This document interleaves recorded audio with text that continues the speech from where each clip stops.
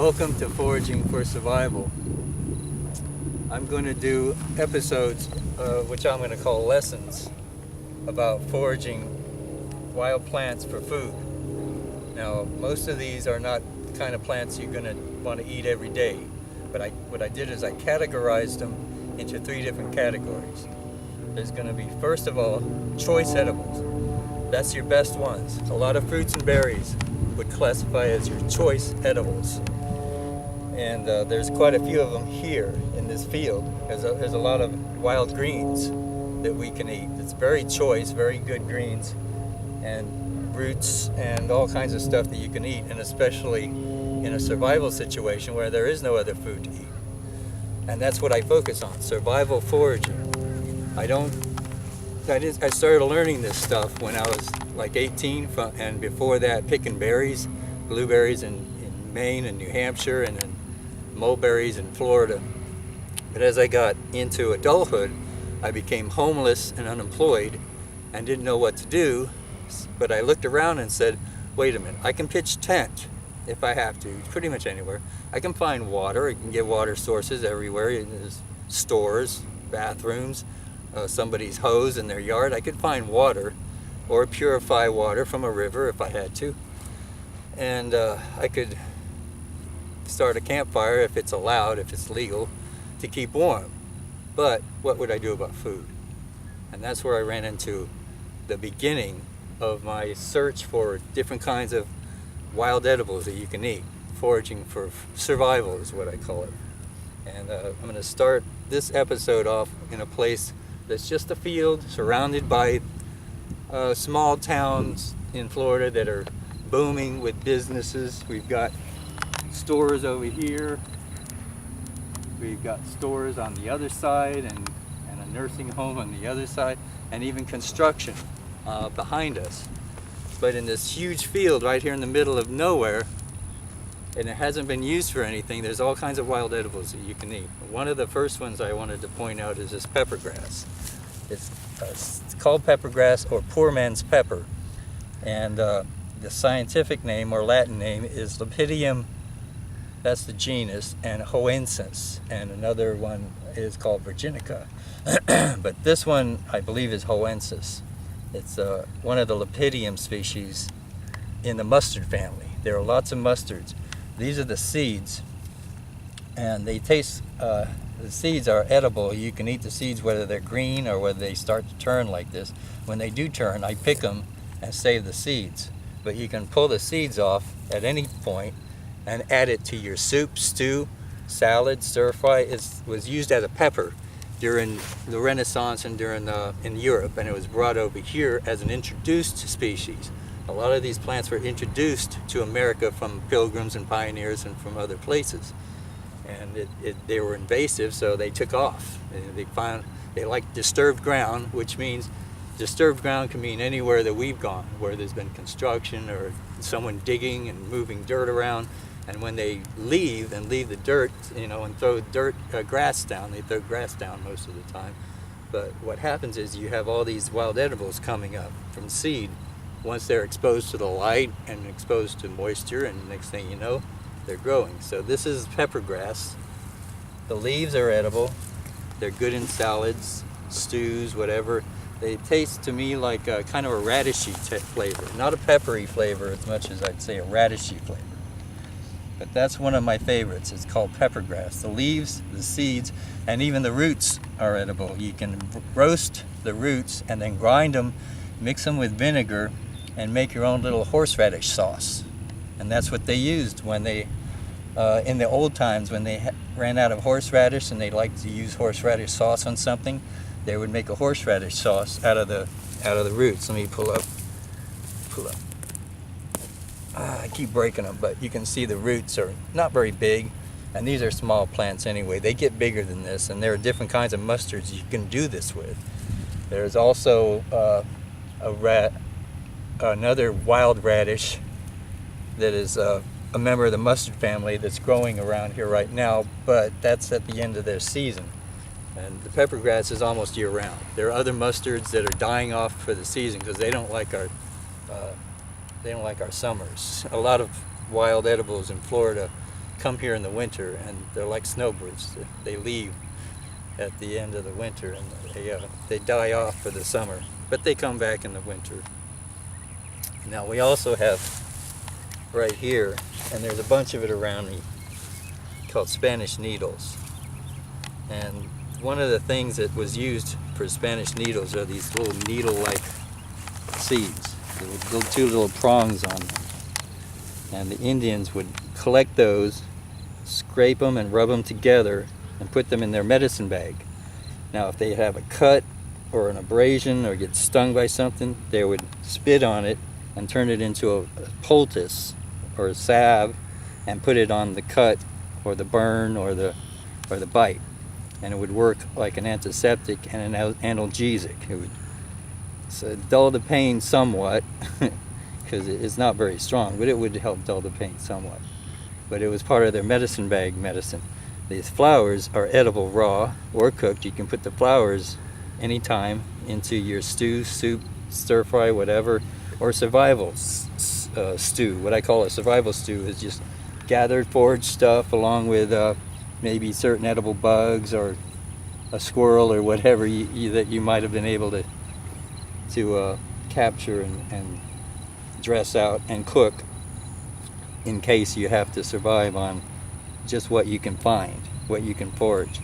Now these leaves are technically they're edible, but not like, I wouldn't eat them like this. What I do is look for the plants that haven't formed the flowers yet, like this one right here. These flowers are just starting. Once those flowers appear, the leaves get very resinous. So what you do is you look for the ones that haven't, and you make sure you have the right one first. You want to identify the plants positively first. There's certain things you look for, and one of them you look for are those flowers. There's flowers, once those flowers appear, they're still edible, but they have a resinous flavor, so I pulled the tops off of the, very simple, just grab the top, pull it off, and grab a bunch of them. They're all over the place. They're very invasive. And I throw this into my pot with other greens too, with some pepper grass, for example. That's why I'm calling this the Field of Greens. This episode we call Field of Greens because there's a lot of greens here. Now we'll go from, let's see, pepper grass, going Spanish needles. Oh, this is called Biden's pilosa. The scientific name is Biden's pilosa. There's also a Biden's alba that gets bigger. I don't think these are albas. You can tell sometimes by the petals. If it has the most petals, it's an alba, or maybe it's a pilosa. I'm not sure, but there's two different species of Spanish needles. They're also called Spanish needles, beggar's ticks, because they call them beggar's ticks because those needles will stick to your clothes and walk around with you. Now over here we have lamb's quarters. This is one of the most famous of all the wild edible greens. And if you look in a plant guide, edible plant guide, you'll see that these are usually in there. It's called wild spinach or lamb's quarters. Now the way to identify lamb's quarters, for one thing, it's also called goosefoot because the leaves resemble somewhat like a goose foot, a goose's foot. So they call it goosefoot. But one of the identifying traits is the stalk has a little purple on it, and it's almost five-sided. There's ridges there. That means it's not smooth. There's ridges that gives it different sides. It's like there's a side here and a side here and a side here. It's like five-sided to it. And water will drain off of these leaves. The leaves will end up dry because they're almost waterproof. But they don't feel like they're waterproof. It's just a regular leaf to me. But when you drop water on these, or when it rains, the water slides off, almost as if the leaves were waterproof. So that's another identifying factor for lamb's quarters. The scientific term for this is Chenopodium album. Chenopodium is the genus, the genera, and there are lots of Chenopodiums out there, but this is one of the more famous lamb's quarters. They can get pretty big. They can get as high as 9 foot, but sometimes they're just little things. And when they first come up, one of the identifying traits is a little bit of white on the young ones. We'll look around and we'll find one in a minute, I'm sure, because there's a bunch of lance quarters over here. And as soon as I see a young one, I'll show you another identifying trait for the lance quarters. But these leaves are very edible, very nutritious, all kinds of nutrition in it. I had some last night. I cooked some lamb's quarters leaves in with my stew. And these seeds are prized for making a grain. And I'll show you some seeds that have turned. These are still green. They turn red when they ripen. And I pick the leaves, the seeds, and save them for planting, for cultivation. I like to pick seeds from plants that can provide food for us and dry them out and then save them and put them in bags for whenever someone might need them. In case someday we have to forage for survival, I'll have seeds all over the place. There's some more Spanish needles over here. But this is another plant that I wanted to talk about because there's a lot of confusion over the years about pokeweed. It's called poke, P-O-K-E, or pokeweed. And once it gets a certain height, you cannot eat it. And it has to be boiled, and it has to be boiled twice. You can't just boil it once and start eating it. It has to be boiled twice, and you have to change the water. Now, some books will tell you you have to eat it, you have to cook it 3 times, but that's not necessary if you use a certain procedure. Now, first of all, this is too high. This is already too high. I can't use this one. But this one down here, this one here, this pokeweed here, is under 7 inches, and that's my guide point. 7 inches and under are the ones I pick. If they're any higher than 7 or 8 inches, I just leave them alone because they're very toxic. There's a chemical in here that can cause 2 different kinds of reactions if you don't prepare this right. You'll be puking and diarrhea. So you'll have it coming out of both ends if you eat this the wrong way. So you want to get the young ones and you want to boil it properly. And the way to boil it, the way I've learned how to do it, is first of all, I just pick the leaves off, and you don't want to just pull it up because you don't want to get any of the root. The root has a very strong chemical that's used as an antibiotic. For example, I knew someone that had a fungus on their toe, and they went to a herbologist and said, "What can I do? Nothing seems to work to get rid of this toe fungus." And she said, "Well, first of all, I'll get you the stuff you need, and it comes from the root of the pokeweed.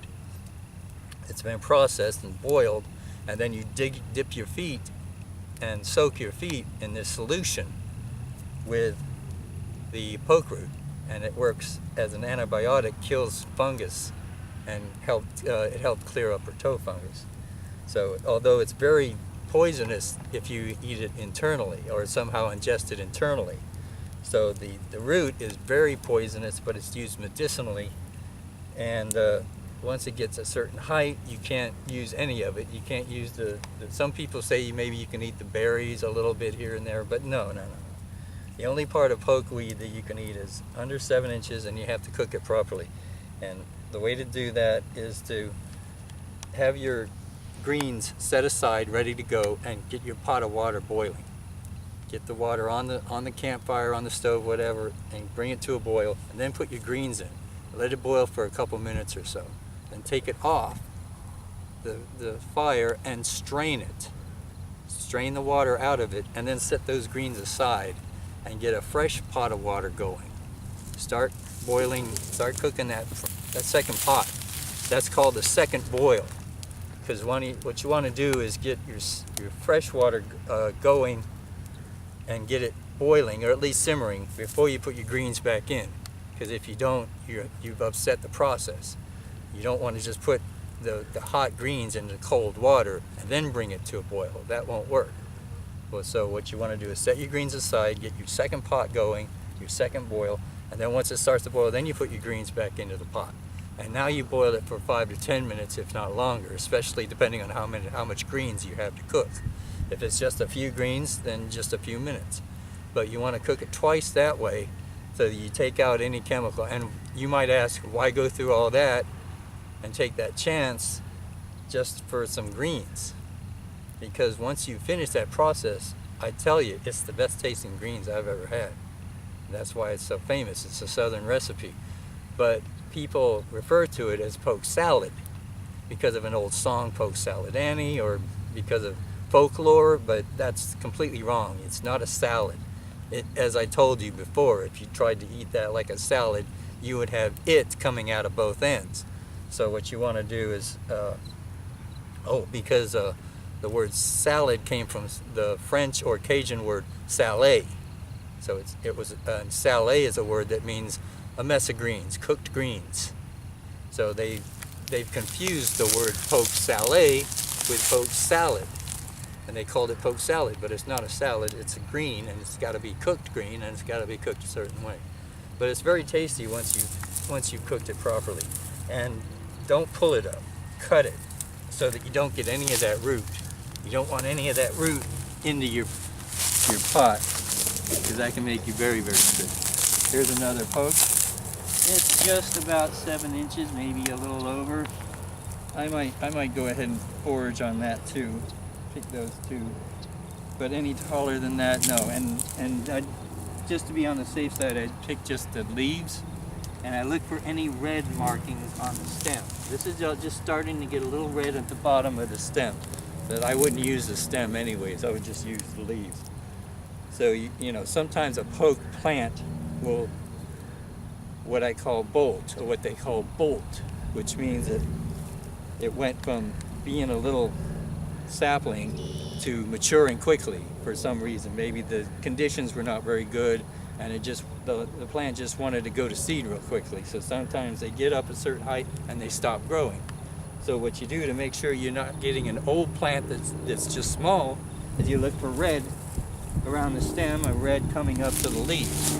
If there's any red coming up to the leaves, you don't pick that one. You only look for ones that are green and short. Okay, we've got other plants over here we could look at, but yeah, there's one over here. There's more land. This is what pokeweed looks like when it gets too old, way too old, and it starts growing these berries. And the berries will turn big and purple, and they'll be all over the place. And they were used as a dye. And you can see down here how red the stems got. That's a sign that it got too old, but of course it's way too big anyway. So red stems are a bad sign if it's small, because it means it bolted and it just stopped growing. It's not young. So those are the tips you want to know about pokeweed. But over here we have what's called pansy mustard. It's another relative of the mustard family, just like peppergrass, and it grows in similar ways. Now these are dying. These are old. They've already dropped all their seeds. They come up in January here in central Florida, and then they die off by the time the summer hits. And as you can see, they're dying now. But these had seeds and leaves all over them that are very edible, and they're even mucilaginous, in which they had a sap that was used as a medicine. And it was used for digestion. It was another seed that the Indians used. Matter of fact, they traded with other Indians for the seeds, but now the seeds are all gone now. But before, that was a good plant and tasty. The leaves and seeds are edible. It was used as a medicinal, and it was also traded between tribes, Indians, pioneers, and pilgrims, who were the first people to use this kind of food. Matter of fact, 100 years ago, if you didn't know how to eat this stuff, you'd starve in many situations. So everyone was taught how to live off the land before the modern era. It was just common knowledge. Now it's barely knowledge. Over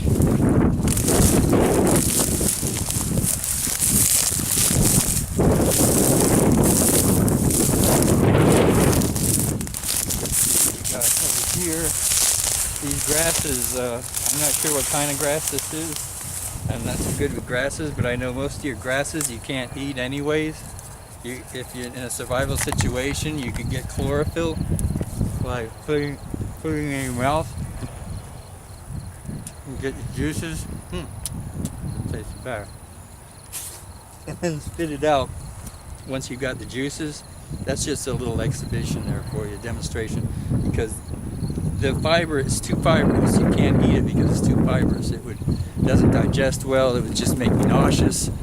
But you can get the chlorophyll and other nutrients out of it by chewing on it in a survival situation. But it's one of those foods that I would call famine food.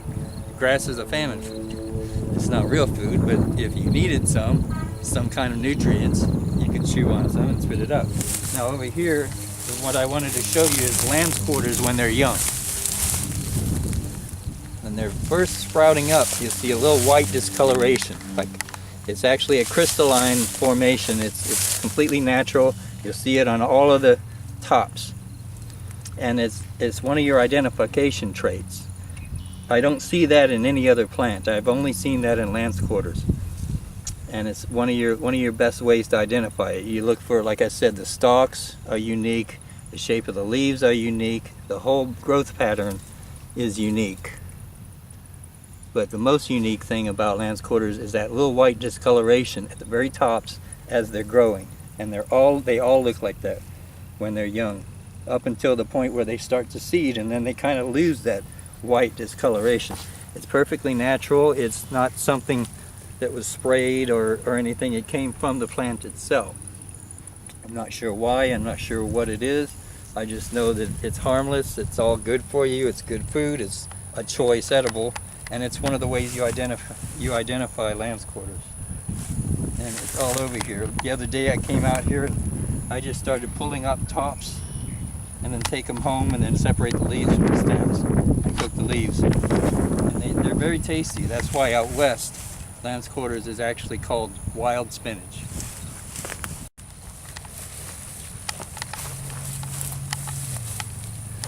Over here we have something that's native of Mexico, Central America, and they actually use a version of this as a grain. It's one of their major grain crops called amaranth.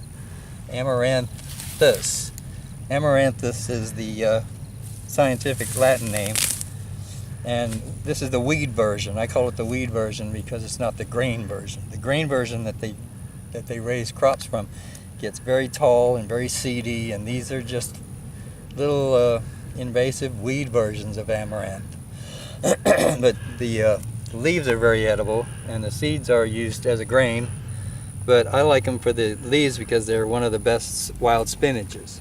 They're a wild greens plant and a choice. One of your choice edibles. One of the ways I use to identify it is the back of a leaf. It's kind of silvery compared to the front of the leaf, and the back of the leaf has prominent veins. The veins are sticking out like they're bulging out of the leaf, and that's what you call prominent veins, or there's another name for it, but I like prominent, and that's an identifying trait. Another identifying trait is the way you'll have all kinds of growth coming out of every possible spot where it can. Every axis where the nodes meet the leaves, the leaf stem meets the stem, you've got growth, all kinds of growth. Now this is spiny amaranth because it has little spiny thorns all along the stem. And I didn't know there even was a spiny amaranth until I was walking through the woods one day years ago.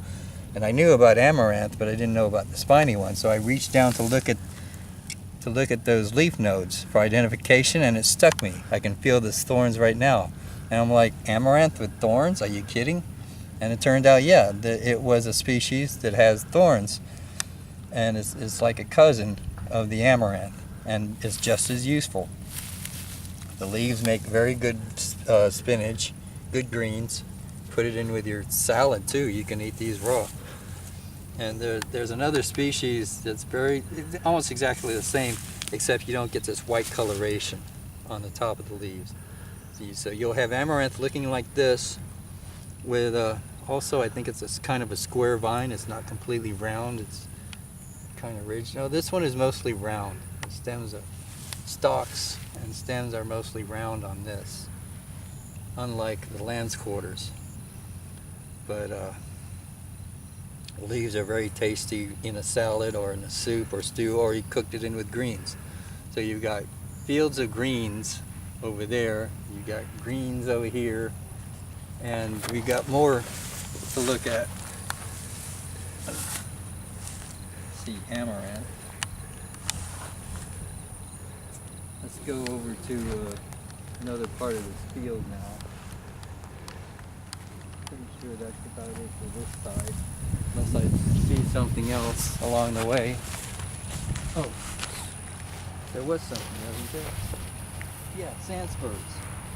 That's very typical for Florida. There's something called sand spurs.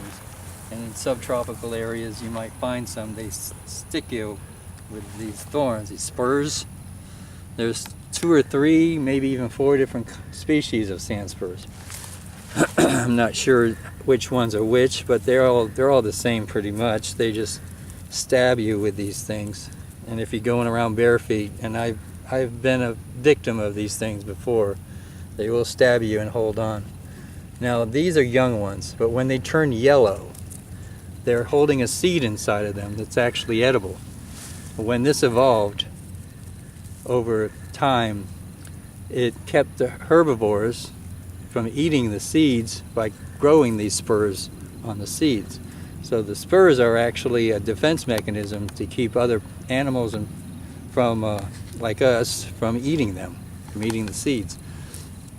But what you do is once they turn yellow, it means they're starting to mature, and it's usually in the fall when they're starting to mature, and you just pick them off. Now there are different ways to process them to get the seeds out of the spurs, but I think the best way is around the campfire as a survival food. Maybe not a choice food because you have to work it. You put it over the fire at the campfire, and if you hold it there, the flames will cause the whole thing to flame up because there's oil in the seeds.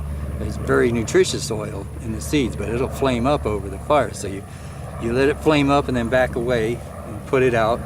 Then you put it back over the fire. You want to roast it in such a way that will burn those spurs off. You want the spurs to be completely burned off. Then you can either put it into a mortar with a pestle and scrape it and rub it until you get the outer casing off of the seeds. The seeds will be rather small, but not too small.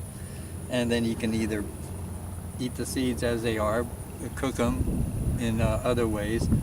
But my favorite way over the campfire is just burn them off to a crisp and then eat them like they are. Just eat the casing and seed and all once you've completely burned off the spurs. So these are sand spurs. They're from the centris genera, and there's a few different types in Florida.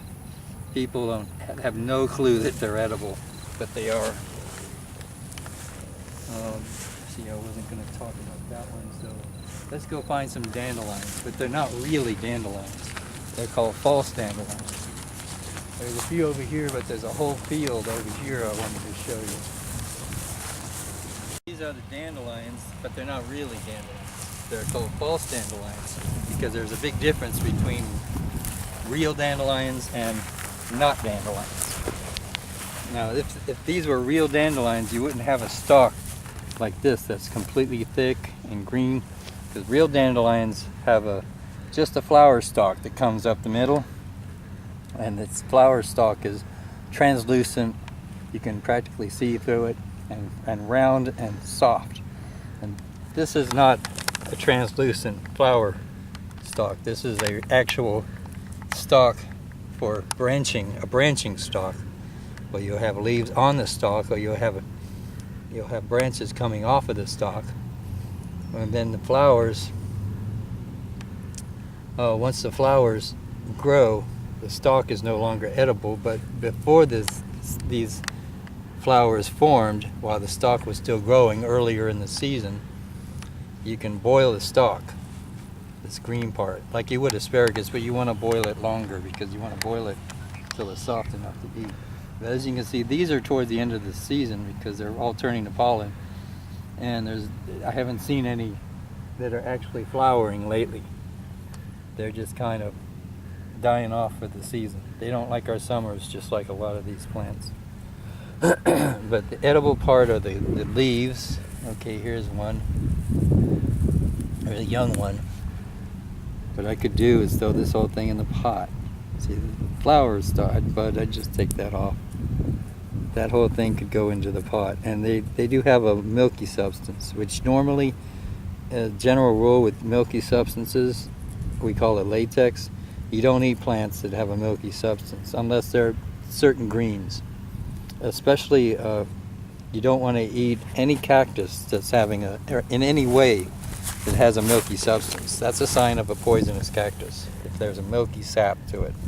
But with a lot of greens, you have to boil if they have a milky substance. And this one does have a milky substance, even though it's false dandelions, and most dandelions don't have the milky, I think. I'm not sure. We don't get dandelions in Florida. And when we do, they're spindly and they're rare and they're few and far between. But these false dandelions are everywhere. From the winter to right now, they're dying off. The leaves are edible, the young stalks are edible, and the flowers themselves. When the flowers bloom, if you take off this green part, as the flower blooms, it looks like a dandelion. You take off the green part, and you can eat the yellow part. You can throw it in with your soup, salad, or you can eat it raw, which I have done several times. Now, these aren't flowers anymore, and it would be a hassle, I guess, to kind of pull. It'd be a lot of work to get all this green stuff off before I would eat that flower. But in foraging for survival, you do what you got to do. Sometimes it means peeling green stuff off of a flower and eating the flower petals, because in many cases, a lot of flowers are edible. But in many cases also, you don't want to eat the sepals or calyx, the green part. You just want to eat the petals. Now over here, we have another plant that's dying off for the year. This is another mustard, and I like these mustards because they're seed pods. When they grow, they point straight up. This is actually, and there's not many leaves left, and they're old and they're dying and they're drying out. They hate the summers here, but they come up in January around the winter time, and they stick around until the summer, and they drop their seeds. Now these seed pods, when they're still green, you can pick those, chop them up, and put them in with your stew or salad. They're perfectly edible, and they have a radishy taste. That's why this particular wild mustard is called, in many cases, the common name is wild radish. It has a radishy flavor. And I didn't bring my digging tool, but I might be able to get some of this root up to show you. And it's another one of the edibles but this root part is a famine food edible because it takes a lot of work digging them up first and then cooking them. Peeling them. What you do is you don't eat this outer layer after you wash this off real good, and take this outer rootlets, get rid of those rootlets, cut the rootlets off, and there's a core inside of this root. So you peel the outer section of the root off until you have just the core of the root. And of course you find bigger ones than this, because they grow from the root every year. That's why there's always a bunch of these out in this field, because they grow from the root and then die off in the summer. They come up in the winter, die off in the summer, and then they leave the root in the ground until the next year. They're perennials. But if you, like I was saying, if you was to cut this off, clean it off, and peel off, it'd be a lot of work to peel off the core, the outer core of this root. There's an inner section of the root, it's hard and it's white, it's whiter than this. And that part you can either cook for maybe an hour until it gets soft. But it's going to take a while to cook it until you have a lot of it. And one of the ways to do that is to wrap it in aluminum foil or any kind of foil, or leaves like banana leaves. You put it in the ashes of your campfire at night, so that in the morning, after the fire's died down and it's kept pretty much cooked for hours and hours until the fire dies out, in the morning you can pull that out and unwrap it, and you've got your breakfast. It's actually edible, and it's quite tasty. It tastes like radishes. That's why they call it wild radish. But the flowers are all gone and the leaves are pretty much gone for the year.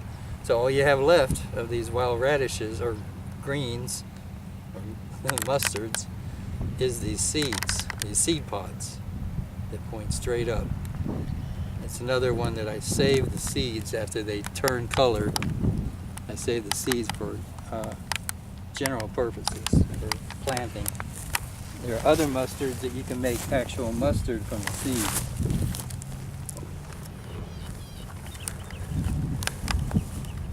That about concludes today's lesson. I'll be doing more like this in other locations with other plants. From time to time, I'll get together with my nephew here, Joel, and we'll do it. In the meantime, this is a subject that needs to be studied very carefully. You need to be 100% sure exactly of what you're eating before you actually attempt to eat it. And most of this stuff I showed you is choice food. It's not famine food. But there's another category I was talking about that I don't even try to study anymore, called barely food. And those are certain plants that it takes so much processing that you can't even, you can just barely make it edible, and sometimes by the time you make it edible, there's no nutrition left in it. So why bother? Why go to the trouble of cooking, boiling, and processing something that is going to take hours and a lot of work, and then when you end up with the product that you're trying to make, there's barely any nutrition left in it. So I stick with the choice edibles. I stick with just a certain amounts of famine food. Famine food are not the best types of wild edibles, but in a pinch, they'll give you the nutrition you need. I wanted to talk about a couple of books I have before I sign off. Both of them is by Michael Hawk. He's a survival expert. He had a show called Man, Woman, Wild, and then another show on another channel called Soul Survivors. And he and his wife, Ruth, they both did the show Man, Woman, Wild together. They recently released this book, Family Survival Guide. You can get these wherever books are sold. He's going to be my co-author on the book that's coming out. Let's see, this is my book. Nope, I don't have the other one, unless I left it at home. He has a lot of survival books. Just look for any survival book by Michael Hawk, and you've got a good book. He's one of the best survival experts in the country. We've combined our knowledge together into a book that's coming out at the end of July by Skyhorse Publishing. We're calling it Foraging for Survival. And that about concludes our lesson for today. Thank you for coming. We'll do this again next time.